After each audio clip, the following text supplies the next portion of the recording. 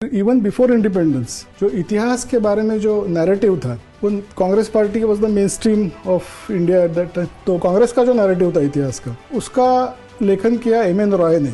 M.N.. Roy जो थे वो खुद कम्युनिस्ट थे। कुछ साल तक वो कांग्रेस में रहे और बाद में उन्होंने इंडियन कम्युनिस्ट पार्टी की स्थापना की। फिर वहाँ पे दूसरा स्ट्रीम था वो था अलीगढ़ स्कूल एंड जो मुस्लिम इतिहासकार थे उनका जो हिस्ट्री का नैरेटिव था वो लिखा मोहम्मद हबीब ने, जो इरफान हबीब जो आज JNU हिस्टोरियन है उनके पिताश्री, तो वो भी कम्युनिस्ट थे।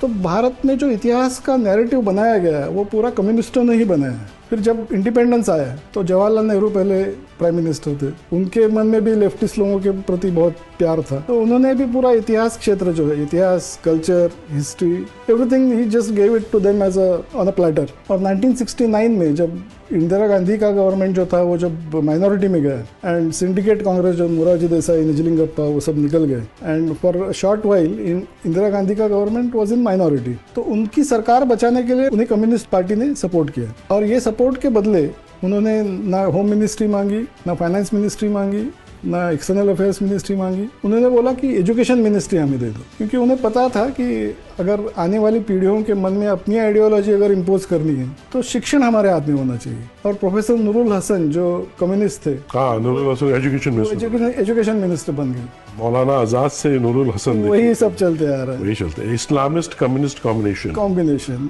और 1969 उसी साल में JNU की स्थापना हुई और JNU के जो हिस्टोरियंस थे इरफान हबीब, रोमिला थापर, RS शर्मा, ये सब लोगों ने नूरुल हसन से मिलके as if they are like one team, बहुत कोऑर्डिनेशन करके एक दूसरे के साथ पूरे भारत का इतिहास क्षेत्र जो था, सभी यूनिवर्सिटीज के हिस्ट्री डिपार्टमेंट्स, जो भी इंस्टीट्यूशंस थे हिस्ट्री के ऊपर काम करने वाले, वो पूरे अपने कब्जे में ले लिए। और इस तरह से जो हिस्ट्री भारत में पढ़ाई गई और जो नैरेटिव बनाया गया हिस्ट्री का, वो पूरा सिंगल हैंडेडली कम्युनिस्ट लोगों के हाथ में गया। और इसलिए उन्होंने ये जो था पैट्रियोटिज्म नहीं चाहिए, हिंदू धर्म उनका सबसे बड़ा शत्रु है, तो हिंदुइज्म के ऊपर अटैक करो, पैट्रियोटिज्म के ऊपर अटैक करो, कल्चर के ऊपर अटैक करो, क्योंकि अल्टीमेटली अपने को पूरी व्यवस्था को ध्वस्त करना है।